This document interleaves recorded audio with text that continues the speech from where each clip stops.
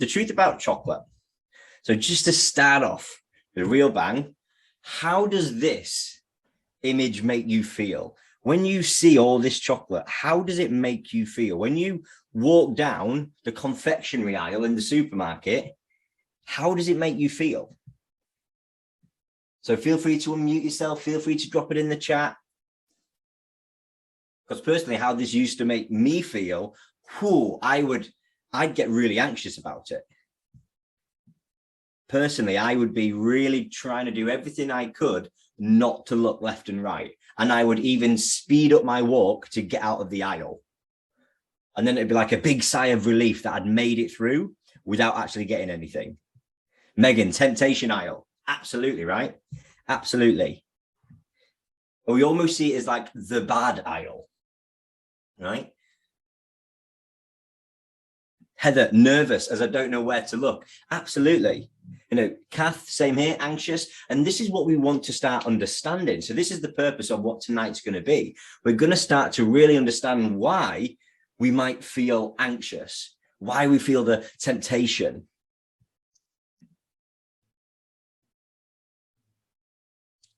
Katie, scared as I don't want to, scared as I know if I give into temptation, what might happen? Absolutely. You know, totally. So really start to think about how these images, how this makes you feel in a real life fashion. Take yourself into the supermarket, take yourself to the checkout when you've got them at the end of the tills and you're like, oh, should I or not? There's, you know, there's 3 for £1, or the bag of buttons is on at £1 instead of 1.50, you know, all these kind of mindsets. Okay. How does this image make you feel? So let's now just start ballpark. What association does everybody have with chocolate? So again, either feel free to unmute yourself, drop it in the chat. The more engagement, the better. Let's make this a real collaborative call. So what associations do you have with chocolate? For me, how it used to be, it would be like, I craved it. I wanted it so bad. And it would be a relationship that if I had it, it would be because of the negative emotion. So I always just assumed and associated chocolate with negativity. Heather, weight gain, bad food, totally. Carol, I'm okay with chocolate. Brilliant, brilliant. Joe, reward, absolutely. Megan, chocoholic, never know when to stop, absolutely. Katie, comfort, reward. Nigel, tell myself I deserve it at the end of the day. The other rows like wine. Carol, hey, well, we've certainly overcome your wine, that's for sure. Kath, treat, reward, comfort. Absolutely, everybody. Absolutely. And this is what we are really wanting to, again, is understand. Because all of these associations, we probably all experience them, or all certainly have at some point. You know, it's a treat. You know, oh yeah, I'll have it as a treat. Or, oh gosh, I can't have that because I'll binge. Oh, that's really naughty if I have that. That's really bad. It's unhealthy. It's a reward. Do you know what? It's going to comfort me. I can't have chocolate because of sugar. I can't have chocolate because of the fat, and fat makes me fat. I cannot have chocolate in the house. And I cannot just have one. A lot of these are the associations that I've certainly felt. In fact, to be honest, I think every single one of those I've felt. And probably a lot of you have as well. A lot of them probably you still associate with now. And this call again is going to help understand that a little bit more. So what words or feelings don't we associate with chocolate? Okay.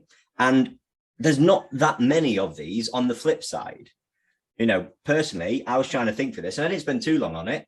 But we don't usually think as chocolate as healthy, and we don't usually think as chocolate as good for you. Is there anybody else on this call that would struggle to associate chocolate as either of these? Or can anybody else think of any other words that could go into this page? Because I'll be honest, I was stumped at these too. Because for me, all of my associations with chocolate of the past were only associated as negative.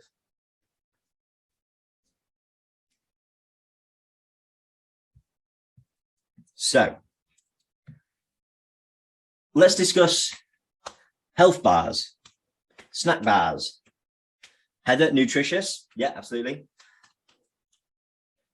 But what's everybody's opinion on these snacks? Obviously, these aren't chocolate. Obviously, some of them are, chocolate coated or, have chocolate within them. But what's our opinion of these? Whether it's now or whether it's of the past. Sarah, healthier choice? Absolutely. Carol, there's more calories in some than chocolate. Joe, usually high in sugar, not many less calories than a real chocolate bar. Katie, skinny whopping fiber ones are my go-to to hit the spot. Joe, full of sugar and higher in calories than a Freddo. Megan, healthier choice but can be high in calories. Nigel, clever marketing. Oh, I love that one, Nigel. Absolutely. Absolutely. And all of these answers, though, guys, they're all correct. Better options, healthy nutrition, they're all correct. But what we really want to tap into and understand tonight is how this is perceived as bad, only bad, and this is only perceived as good.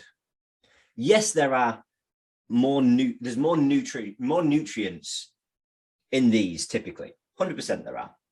You've got fiber potentially, you've got proteins in some of them. You've got some carbohydrates in a lot of them. And yes, you've got fat in them. Whereas obviously in these ones over here, they're very much fat based.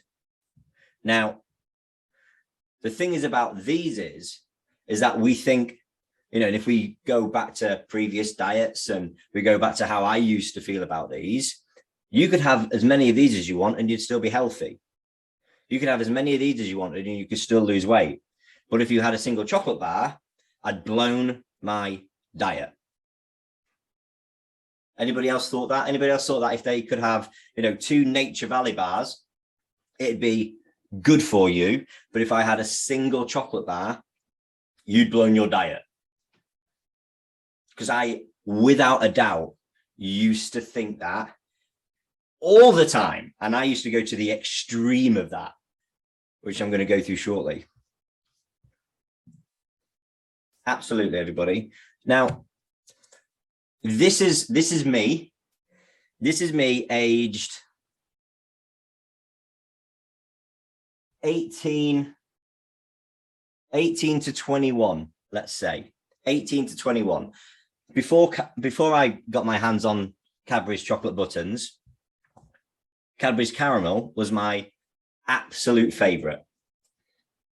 It was almost like a known thing in my family, even at school, that, oh, James loves a caramel kind of thing. I loved it. But as I was getting further and further into my, terrible relationship with food and becoming very obsessed around, becoming the fittest and becoming the person who ate the least amount of fat in my diet and all this, that, and the other, which served me no purpose in the long run, I could not have a caramel anymore.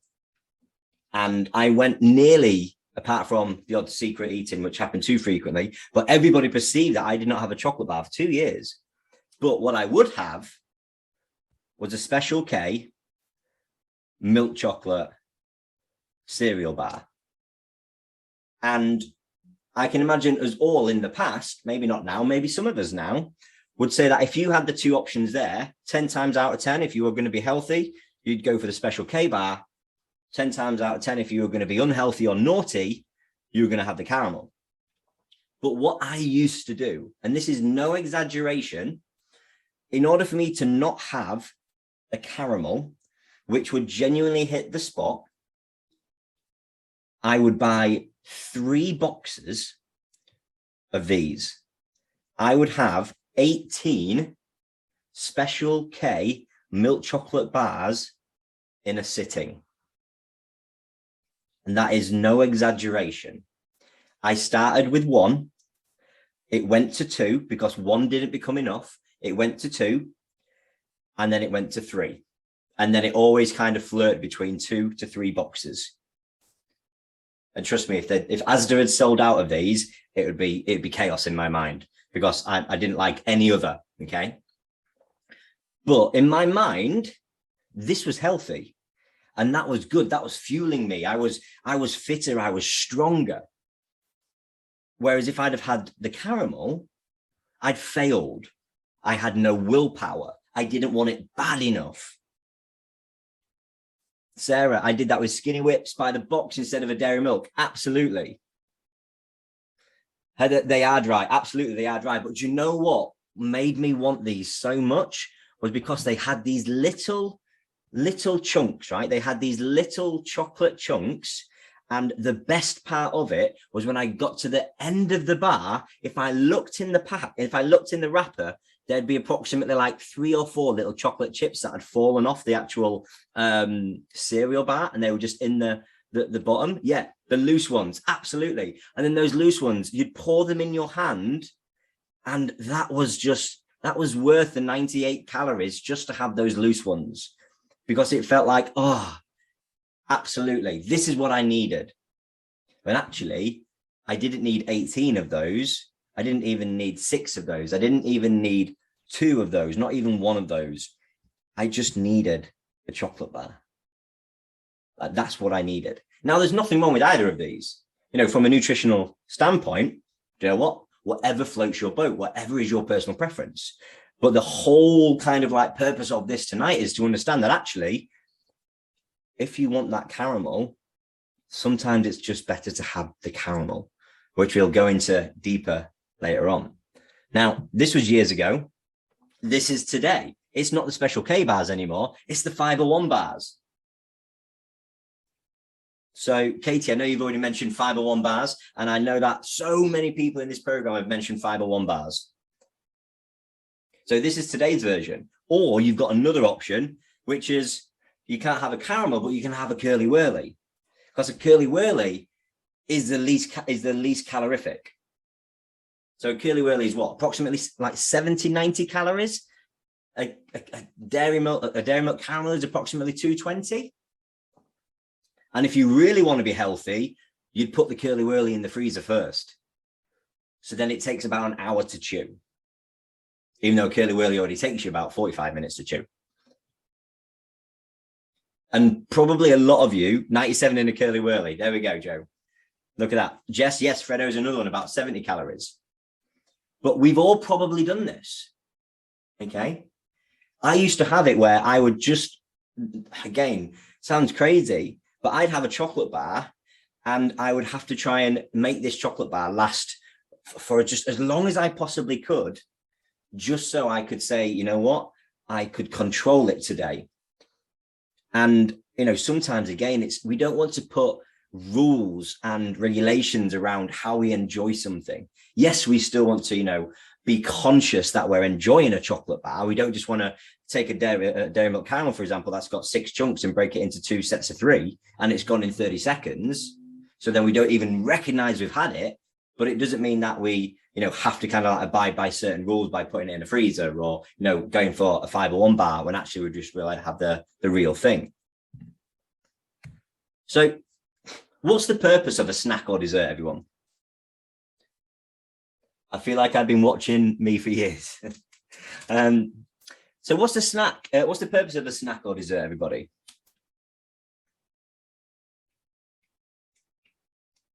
Enjoyment, reward, absolutely. Curb cravings, absolutely, Rebecca. Joe, to enjoy, absolutely. Pippa, something nice. Megan, treat. Joe, satisfy a sweet tooth. All of these are correct, absolutely. Because there is no wrong answer here. Because if whatever you think about this answer, whatever you put as an answer, that is fundamentally what your purpose is of that snack or dessert. And sometimes we have this association where, you know, you see a lot of people that go, no, you should never use food as a reward. But actually, when it's done in a healthy way, that can certainly be healthy. It's that you can actually look forward to it. If you've had a milestone that you've achieved, and you know what, I really love a chocolate bar, I'm going to have this because it's just going to create more of a positive emotion, then that's actually great. That's positive. Because if we think about chocolate most of the time, we think negative associations. I've had a bad day, I will eat chocolate. I've had a stressful day, I will eat chocolate. The scales have gone up. I feel down. I will eat chocolate. So actually, if we want to develop a healthy relationship with chocolate, we actually want to create positive associations with it too. Oh, I've had a really great day at work today. Do you know what? I'm going to enjoy a piece of chocolate. And it's not because I've done this equals that, but we're just creating positive reinforcements around it so that it's not only the negative. So then we automatically are driven towards chocolate whenever we experience those emotions. And this is so key because what we all want to do is develop the tools and that emotional resilience with food. So then we have the ability to know what to do in all given situations, all given emotions, because we now know that we don't always have to go for a fiber one bar if it's a good day or a chocolate bar if it's a bad day. So, just touching on these, purpose of it is, hunger, satisfaction, protein, fiber intake, emotional release, tiredness, social celebration. So there's loads. Absolutely. And I think some of the other ones that we put in here as well. So what happens when we don't get what we want? So going back to my example, where I would have 18 special K bars instead of one caramel, what happens? So in your experiences, everybody, again, in the chat, what happens?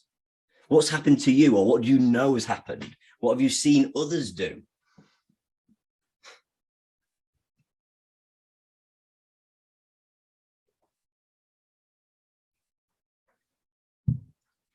Because I know for myself, eat more of the things trying to curb cravings. Yeah, absolutely, Megan, totally. Carol, absolutely. Joe, absolutely. Joe, absolutely. 100%, everybody. I would beyond binge. Katie, absolutely. Rebecca, absolutely.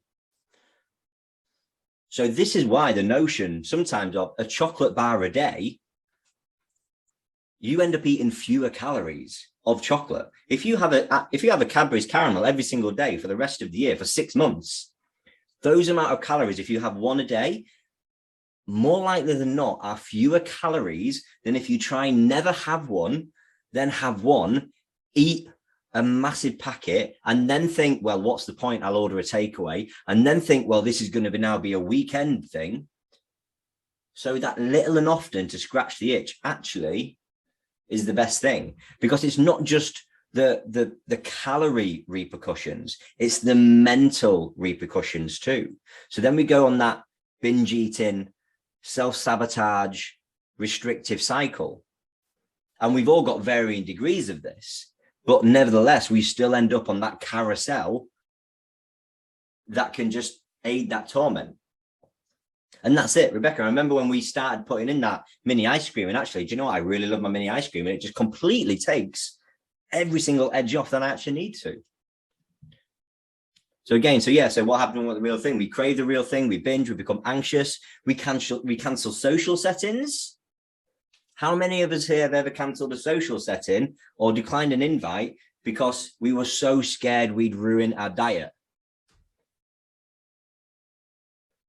I used to do this all the time.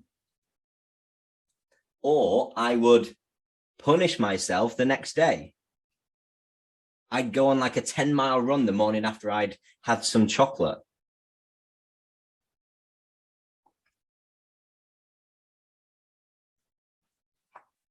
Absolutely. So good. Thank you, everybody, for commenting on this. Everybody is in this, or used to be in the same boat, that's for sure. So, and here's where it gets tricky, because sometimes we don't always just want to have chocolate or desserts because we want it. Again, this taps back into our emotional response and our relationship with chocolate, because we can be that opportunist. We can go, do you know what? Oh, I'm going into the supermarket. I'm going to the supermarket. Okay, I'll just grab a chocolate bar. Not because we want it, but because we've got that alone time where, because we think chocolate is bad, but we secretly want the chocolate, but we don't want anybody to know we've had the chocolate. We grab it when no one's kind of looking in our close world to then judge us, or for us to lose the identity that we're creating, that, oh no, James is on a diet. He doesn't eat chocolate. But secretly behind the scenes, I'm looking at every single opportunity I can to grab a caramel on the quiet. So we've got the opportunist. We've got to say, that pushback. Actually, do you know what? Fine, I'm going to have it. To feel sorry for ourselves, out of politeness. So all of these associations as well, we've got to contest with every single day. If someone offers you a piece of cake, there's two ways you can look at this. One is, oh, thank you so much. I'll save it for later. Oh, thank you very much. But actually, I'm okay. I don't want it. Or do you know what? Thank you very much. I would really enjoy that. Thank you. So this is now, again, remembering that what you want is what matters. So whether it is you're in a supermarket on your own, or whether it is that we've had a bad day, or whether it is someone saying, oh, no, go on, have one. I'll have one if you have one. Go on, don't leave me alone just having one. I'll feel bad. We've got to tap into that, emotional awareness, which we can then make a rational decision about, okay, cool, do I want this chocolate or not? Just that happened in work today. What, someone offering and trying to almost like force their own desires on you to justify them so it's okay. Absolutely. It will always happen. And then when we have it, we're like, yeah, it's really good, but I kind of wish I didn't really have it. I said no, I didn't want one. Brilliant. That's amazing. If you said no because you really wanted one, I'd have said, well, no, why did you not just enjoy one brownie? But the fact that you didn't want one, now that is brilliant. And that's what, again, we want to reinforce when it comes to chocolate. So again, let's strip it back into different ways that we can start to look at chocolate, and how we can really start to utilize, this middle ground. So it's not all or nothing. And I remember when we did this, when it came to the alcohol talk, because sometimes it can be one of those things of like, oh, do you know what? I really want to drink, but I try not to drink at all. But it's, oh, I really want to drink, but I don't want to drink it all. So we can use this when it comes to chocolate. And I want us to think about, in terms of how would we speak to a child about this situation? How would we how would we talk to, a pet, a dog, if we want this? And it sounds so simple, but the reality is we often overcomplicate it in our minds. So we would genuinely say things like a child, or, to a dog, yeah, okay, you can have one, and that's enough. You can enjoy it after you've had your dinner. Oh, you don't need one today. You enjoyed one yesterday. Do you really want it? Or is it that opportunist mindset? Would you rather not have a piece of fruit? And do you need a drink? And these are questions that are so simple. And it's not that we have to ask every single one for the outcome to be, no, I don't want any chocolate as an end result. But it just gives us that opportunity to stop, ask the question, reflect, genuine answer. Does that make sense, everybody? Just drop a yes in the chat if that makes sense, if everybody's following with me on this. Brilliant. Thank you, everybody. Really appreciate that.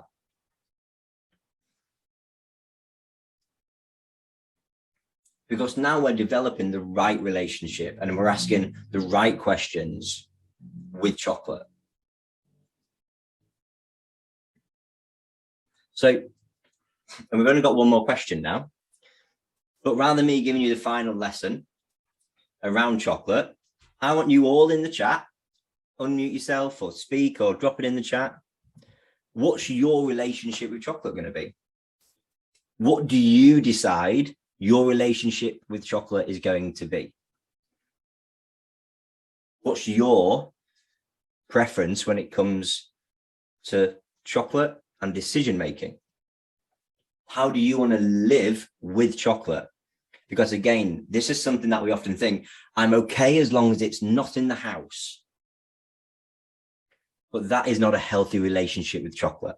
If you cannot live with chocolate in the house out of fear you're going to eat the cupboard, that is not a healthy relationship with chocolate. And we need to work on that.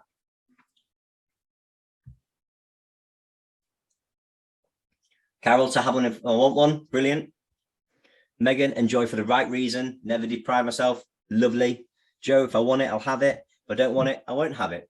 Brilliant. Like these statements, everybody, they just sound so simple, don't they? Sarah, have it if I really want it. Katie, not use as a reward for weight loss. Be able to have one when I want one, not because I've had a loss. Brilliant, Katie. I love that. I love that.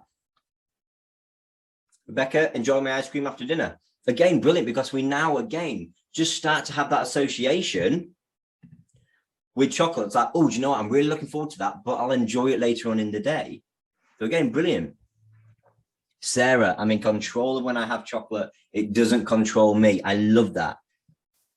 And Sarah, in terms of your progress with chocolate, like you're hitting it out the park. Amazing. Joe, I'm going to stop wasting calories on the substitutes and enjoy the chocolate I love occasionally.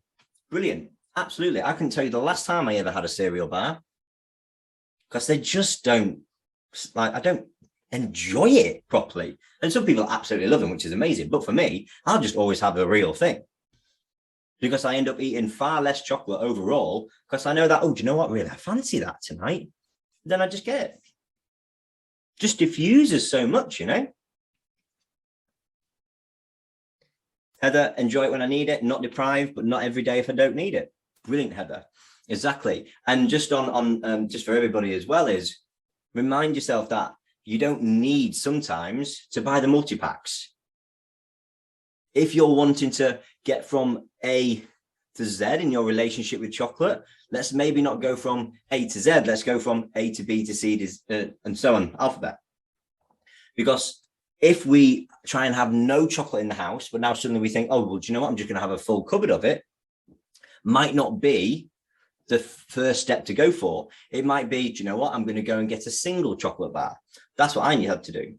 If I want a chocolate bar, I'd go to the shop, I'd get a single chocolate bar, come back. Now I've got a bag of buttons in the cupboard. Not long ago, that'd never have been possible.